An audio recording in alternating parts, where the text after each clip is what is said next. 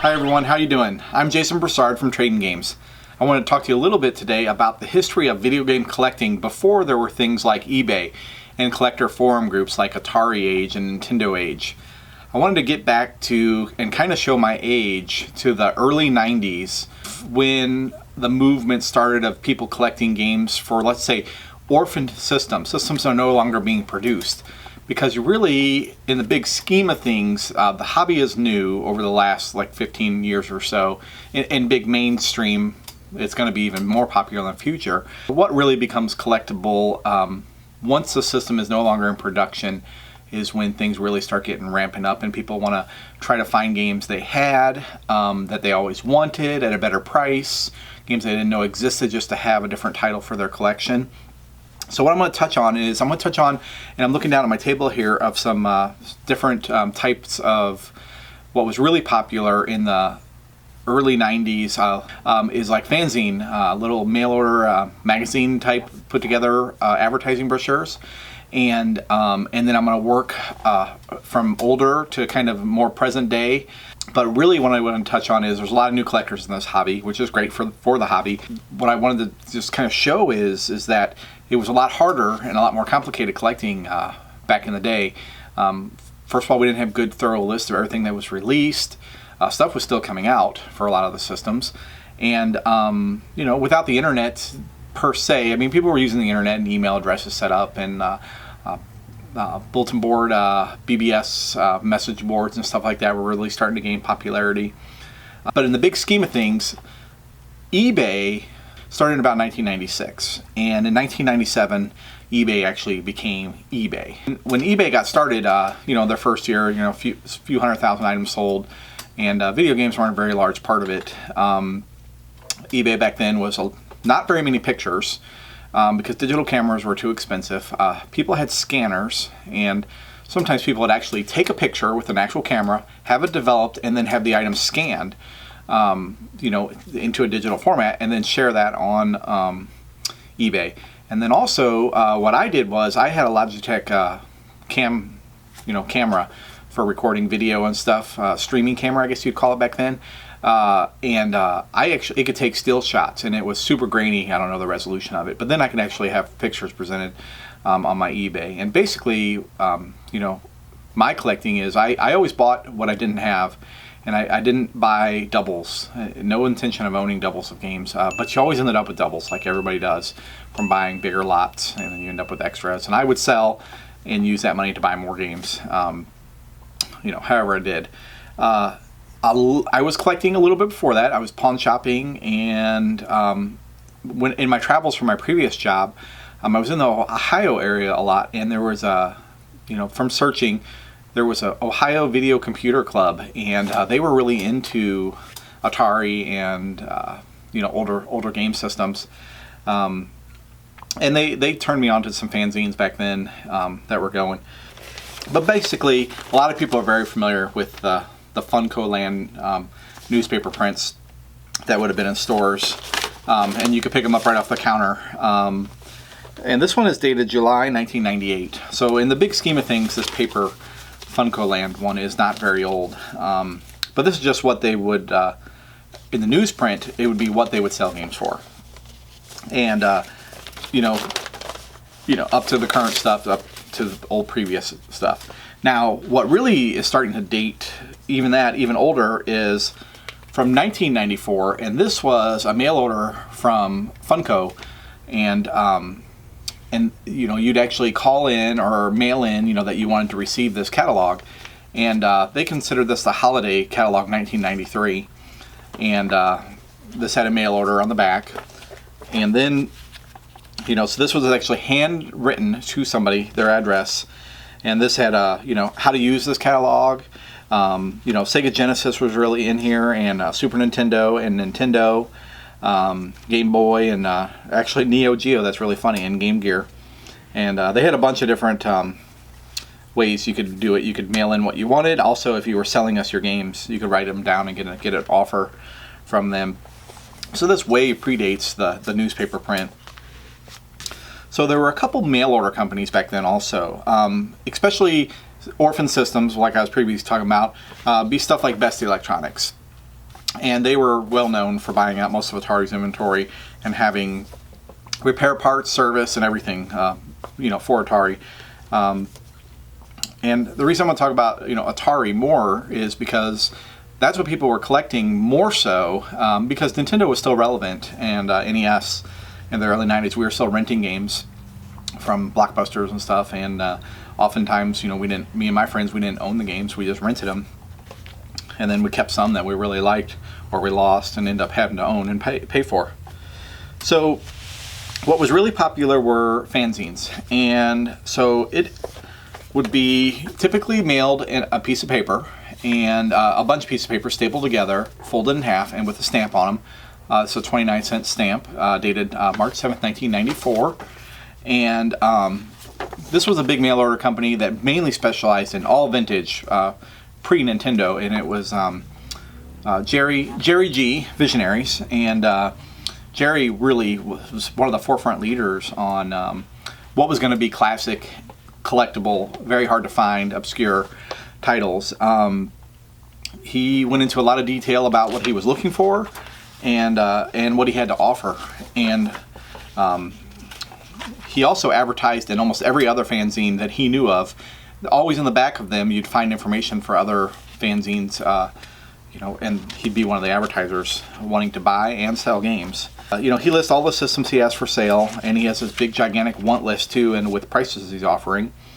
This is really neat. This is basically, it is a mail sale bid to buy, and they basically this one had 31 items for sale, and he had a brief description of the game, and it was just cartridge only, very nice condition, no label wear, and he would take offers on it.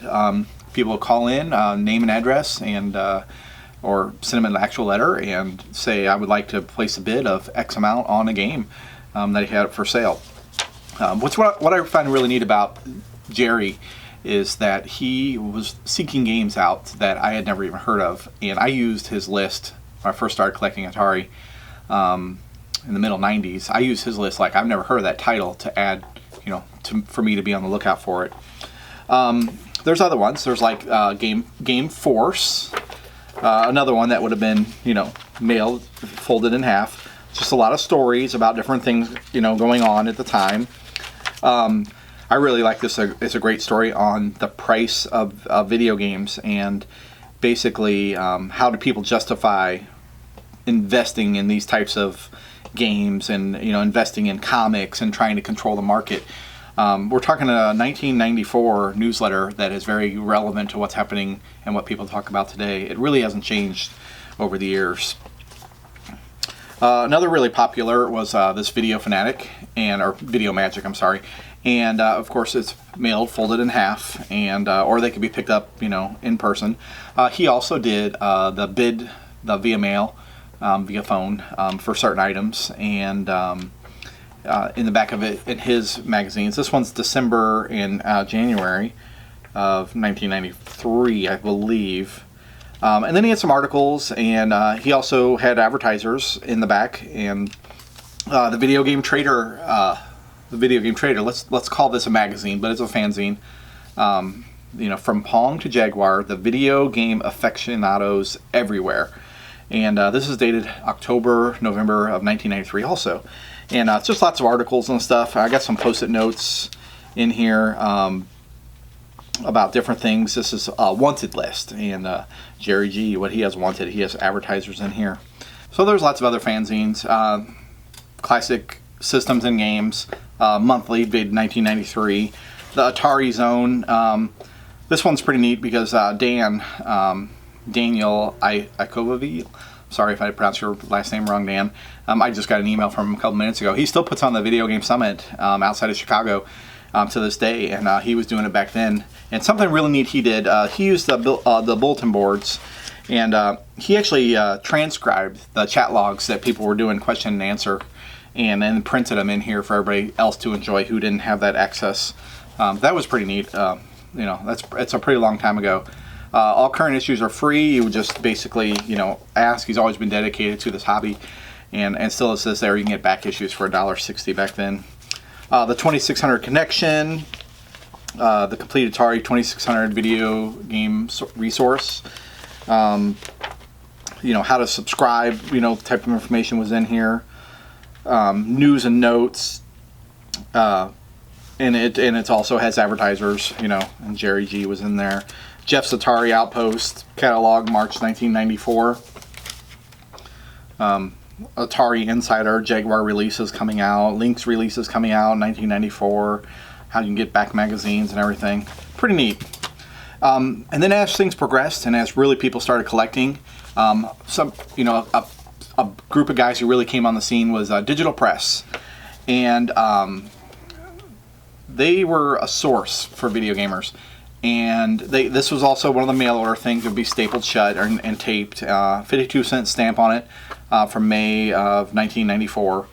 And you know, this just these guys really are still leaders in the industry. They just opened up the National Video Game Museum down in Texas. The collections that the guys who started this are amazing, and they've added this great museum now. And I'll have links down to the museum also at the bottom of this. But what these guys did was they really got into depth with when they started releasing their collector guides, and this is one of the early ones. They were just bound, and then they got bigger and got thicker, more collector guides. And what's really neat about this is they actually established very early on a rarity list of games and in a base price for games.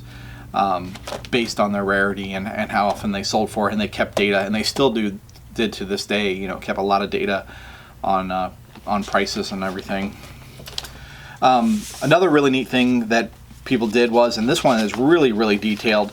It was called Docs, Classic Documents, and they would actually have people mail them tons of manuals and guides and stuff, and they'd have a list of what they had available, and then people would mail in what they wanted, and everything would have a price. And then people would be swapping even for manuals. You'd have credit, and then they'd pick up more manuals and stuff. And this person right here actually said, I want to update my list of what I've acquired, and I'd also like to buy that you had of these 9 overlays for games for total for $6, and it was $1 shipping. And the guy actually wrote a check here. And I guess he never got his stuff.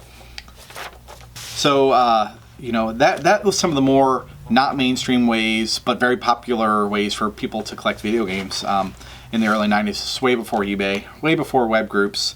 Even Atari Age basically started in about 1998 as a BBS type board, and really evolved into a forum not until about 2002, I think, 2001, 2002. Well, I joined in 2002. It was a little bit before that it was going on, and that's when people really started sharing, you know, what they had and what they were looking for, and when collecting really ramped up. And of course, we all know about the stuff that would have been in Nintendo Powers, you know, in the magazines that they'd have the mail order away for get into the world of Nintendo. All the swag they had, like beanbags, hats, T-shirts, dictionary, notebook, paper, and stuff. I really like this one because it's the fall winter '93, and on the very first page is an exclusive Star Fox Weekend cartridge that you could get, and it was $45 for that, not for resale cart. And they also did this for the Donkey Kong competition cart in another later issue, and that's pretty neat considering how collectible those are nowadays, and they were just mail order. But mail order wasn't very popular. But well, for me, it wasn't very popular. It was not something that I really did. My parents just didn't. We just didn't get into it. And I know some people that were huge into mail order and got all this stuff, and it was been nothing special until they found out it was worth money recently. So that's my little bit of history on before there was the mainstream ways that we collect video games now. And the challenges were a little harder. The rewards were great. You know, kind of people pioneering collecting. And I can't really claim that I was one of those old pioneers of collecting by any means, only starting in the mid-90s, very casually at that, and not really ramping it up until the early 2000s when I started going to the video game conventions and stuff. If you really like this video, hit that like button. If you can subscribe to the channel, we're going to be bringing as much neat stuff as we can. Thanks, and have a good one.